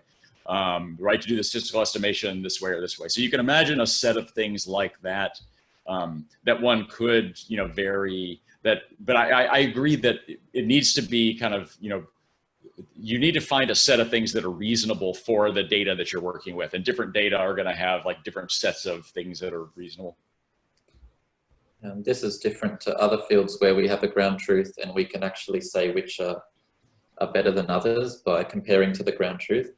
Coming from physics, there's always, no, this is the best method because this is what you want to measure and this exactly measures that. And in this field, there will always be that art element where different people will have opinions based on their artistic experience, if you like. Yeah. There was another question saying how often do we blame external factors versus the internal ones? I'm not entirely sure I understand that question, but my understanding is how much can things change top down? So perhaps the journals could say, well, from now on, we only publish papers that have code, available data, available, perhaps the code has been reviewed. And now I would even add, that's something else that I am quite interested in, to have an independent validation within the same paper. So in the fields of genetics, at some point, they said, well, okay, enough is enough with we not being able to trust results. So now you have a discovery sample and then you have a validation sample, and that's the only way you can publish your paper. So should journals or maybe funding agencies take a more control of this situation, as well as what we can do as individuals? Well, the others have thoughts? You're always going first, right? You can start. No, go ahead. Well, Johanna mentioned that the incentives have to align for the whole structure to work, right? If people are going, I either choose what's good for my career or what's good for science, this should not be a choice that any researcher should be making, because the structure should make those two the same. Right? So people are just saying, I'm doing what's best for science, and that will automatically help my career because I'll be judged on the quality of my science. But, you know, of course, there's been distortions in the structure, and people are judged on metrics of publications, etc., that don't necessarily value the quality of the science, sometimes more the quantity of it. And so I think one part of realigning that structure is through the journals and through the funding agencies, because if people know that they'll explicitly be rewarded on doing good science, that helps us align those two incentives. And for a journal to actually say that they're a leader in the field, they should be prioritizing good science over flashy statements. And so there should be that emphasis on quality over prestige, or making prestige equal quality, such that the things with the most respect and the things that people want to publish in are those journals that value quality. And I think the difficulty is that different contexts and different studies might require different standards of reproducibility. And do you go full hard line, or do you go a minimal statement? You know, if you're just doing a scatter plot and you just load data into MATLAB and plot it, do you really want to spend a week making it into an open source language and putting it on Docker? And, you know, it could, yeah, I think there's that subjectivity that makes implementing it a challenge, but I definitely think the top-down sort of leadership is the way that we should be matching those incentives. Yeah, so I agree, but I was also thinking, so if journals would kind of make this step and only accept papers with code and like, yeah, with documentation and data, then There should also be a structural change in the university, that you put more kind of focus on teaching those methods, because there are actually, I think, especially in the field of psychology, many people who you've never really coded, and they are also researchers, and like, so I think it's also then kind of the task of society to teach students those measures in order to become better scientists and like fulfill these criteria for the journals. So yeah. Another question related to your point, Johanna, should faculty hiring committees take into account how well the candidates have, or how seriously have the candidates taken reproducibility and open science into account during their early careers? We certainly do now. I think I don't know that all universities in the U.S. are doing that, but certainly I think an increasing number are. So I think it's important. I think it was Johanna mentioned, or one of you mentioned the idea of like, highlighting in your CV your open science activities, right? I think that's really important to kind of make it clear that, that you're doing that sort of stuff.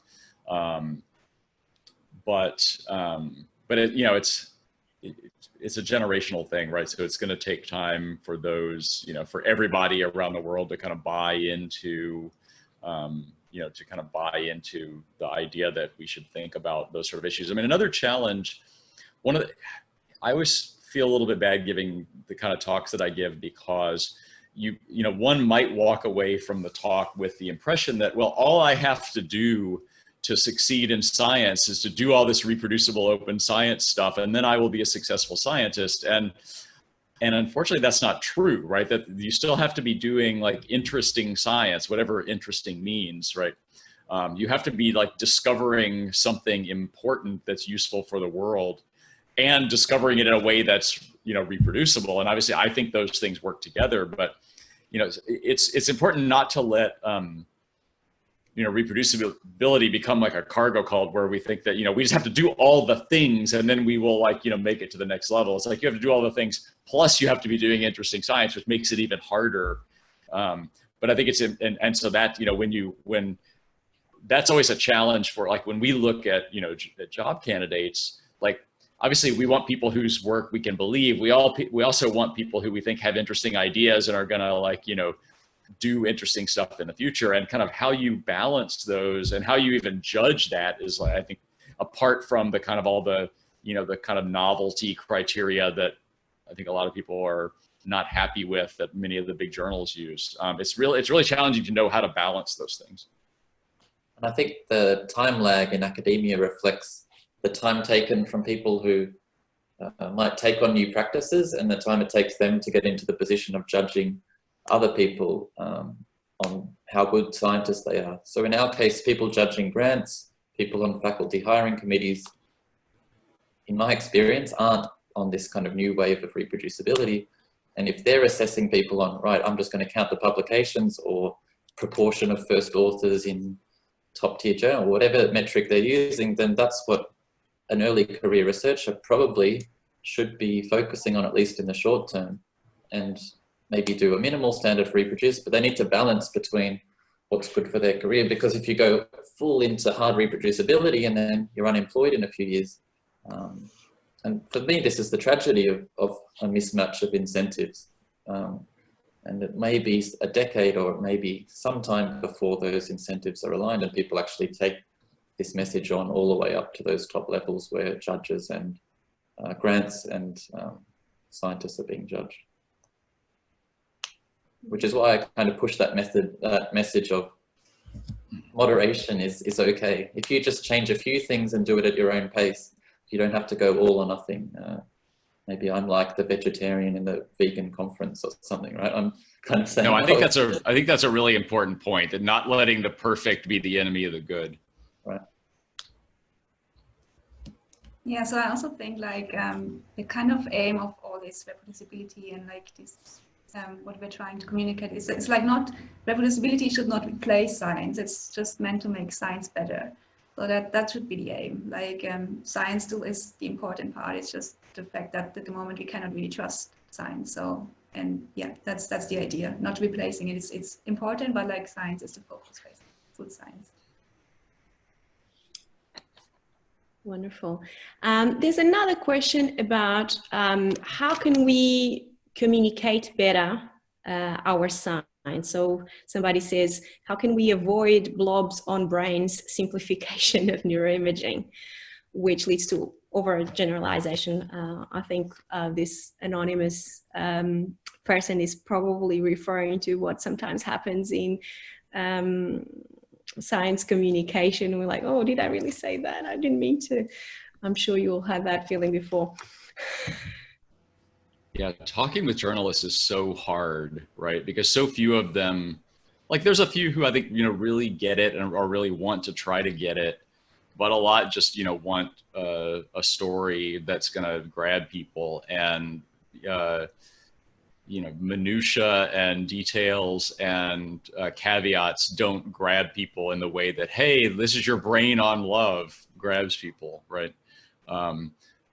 So it's a question of like, do you, how do you, I basically try not to talk to press people unless I have a reasonable feel that, if they're from an outlet, if there's a bunch of people I know in the press and I'll talk to them regularly, depends on what they want to talk to me about as well. But I often find, talking about neuroimaging with people in the press, especially if they're not from a scientific publication outfit, it gets mangled so badly that it's not worth it for me. And sometimes that the public loves that idea of, the genius scientist, or, the person who's made this big breakthrough, and kind of the Nobel Prize-ish sort of, oh, this person's the person who made this big break. And that new narrative of, oh, actually it was a big team of 100 people working together in open source languages and sharing data is not the narrative they're used to when they're talking about scientists. But I think when I talk to the public about that, they actually find that exciting as well. They're like, actually 20 years ago we couldn't do this, but now I'll wake up and someone sent me data from Europe, and then someone from America's analyzing it, and they go, oh, that's cool, that's new. So I think the narrative can change in a way, and I think the public likes that we're doing things differently, and technology is allowing us to do better science, and that we can be trusted. As I mentioned in my talk, that trust is important, and that we're holding each other to account and we're working across the globe. So I think the narrative can switch a bit in a way that favors this reproducibility that often isn't talked about in the press, that likes this ego-driven narrative. Absolutely, and I think Joanna made this point, being willing to be told that your code is wrong is actually a pretty important step towards being trusted. Yeah, exactly. Yeah. There's another quite interesting question. So can we, so talking about reusing big data, to what degree does using existing data guarantee quality science when collecting parameters may not be as gold standard as well, it's funny because we just published a preprint about the ABCD data set, which you may be familiar with. This is, 10,000 kid data set in the US, where we started digging into it and realized that actually some pretty substantial mistakes were made in how the stop signal task was implemented, which, invalidates at least the simple analyses of those data. It's an it's like, and if I didn't have an expert in that task in my lab, I'm not sure we would have found it, but he's like, one of the world's best experts in it. And so I think, you do have to worry about that. How we deal with it, I mean, partly it's just trust, right? It's like trusting that the people who are collecting the data are doing the right thing, or having, I think that one does need to have a higher level of like, quality control when you're working with shared data than, when you're collecting your own data.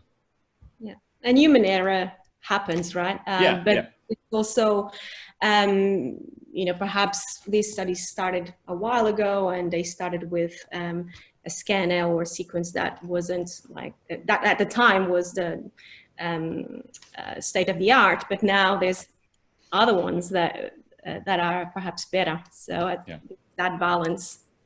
It's my brain's still. What was the question?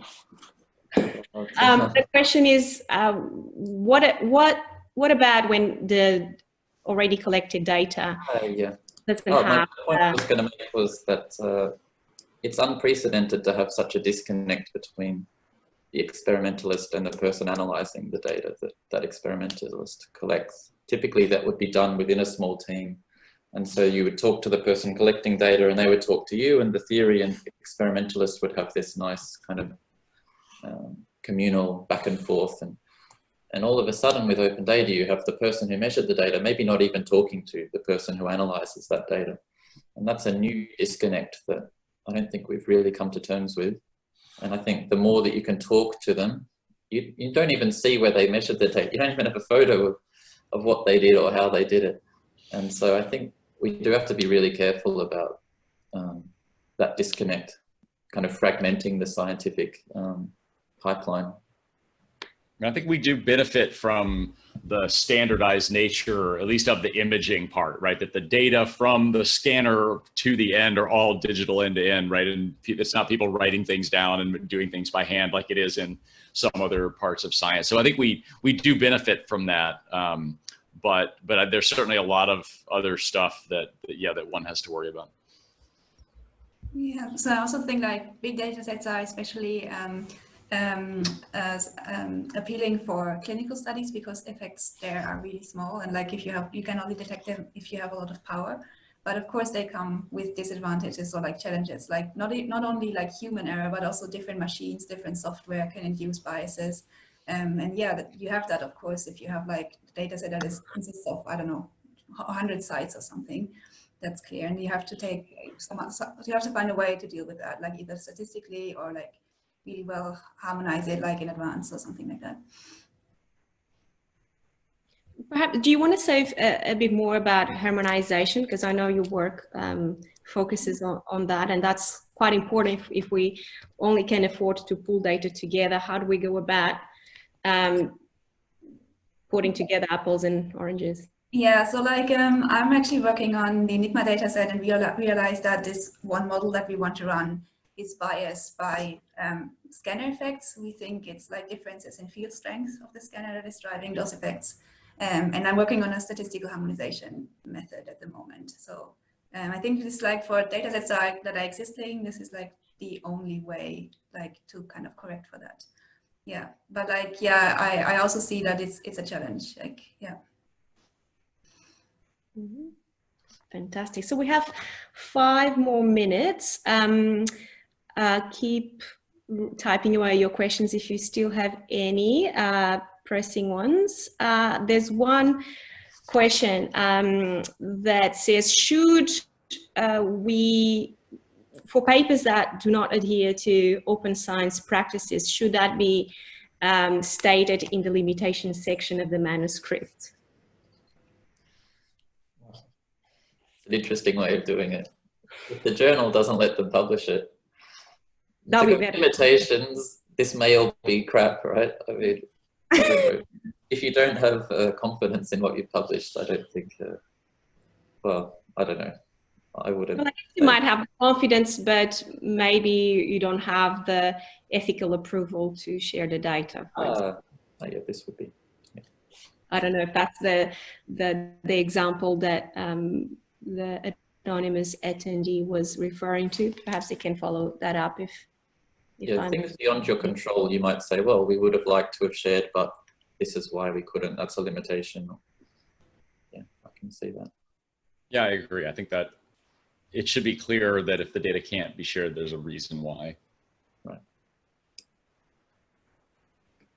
Right, there's a big one that I'm trying to follow up. I'll just read it rather than try to summarize it.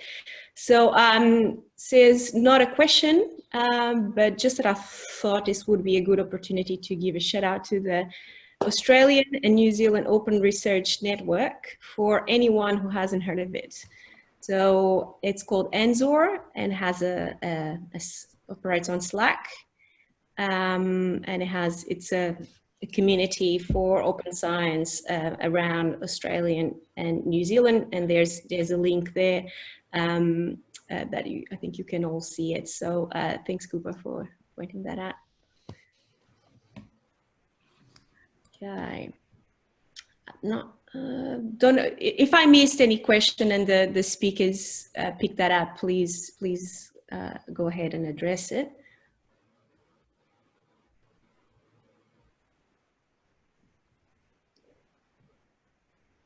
Someone asked Johanna about the reproducibility.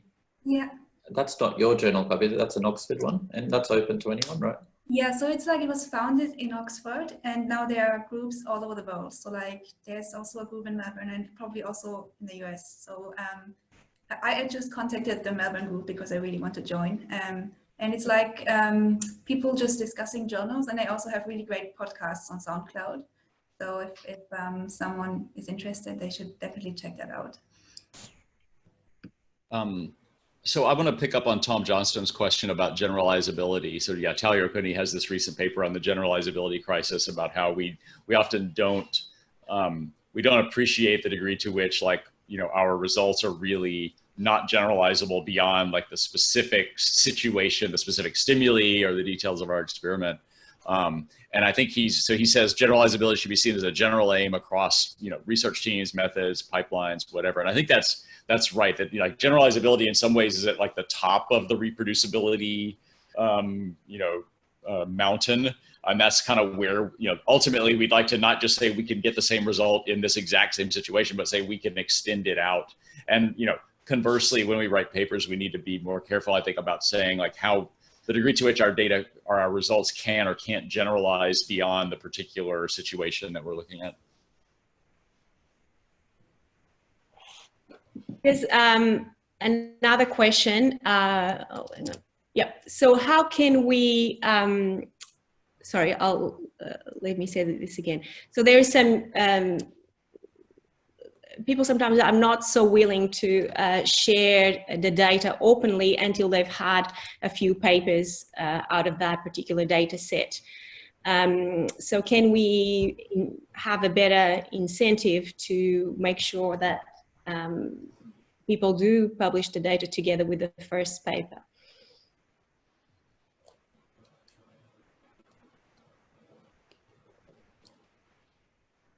You know, I think it's hard because you don't want to disincentivize people from collecting data, right? I mean, this is really a challenge for other fields, like for people doing, you know, monkey electrophysiology, where it takes a year to train the monkey to do the thing, and you get your data set, and then you want to write several papers out of it.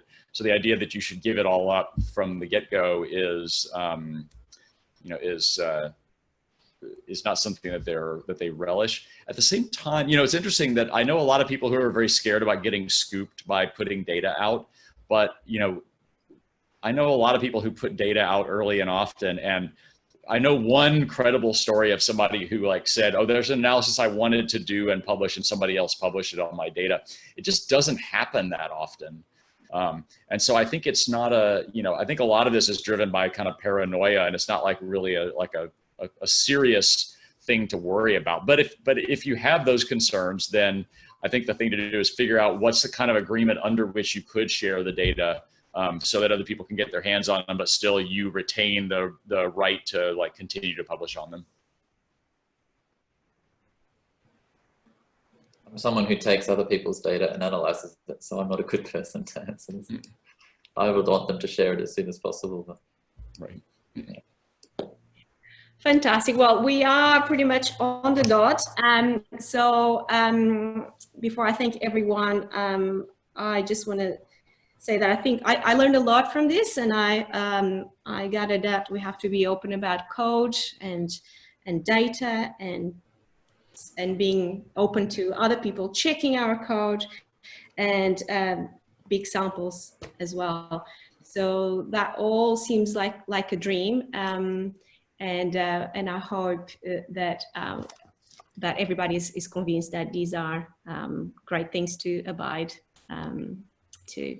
So I'd like to thank all the speakers again Russ, Ben, and Johanna for wonderful talks, and also the Australian chapter of OHBM for organizing this event and making it possible for all of us to gather.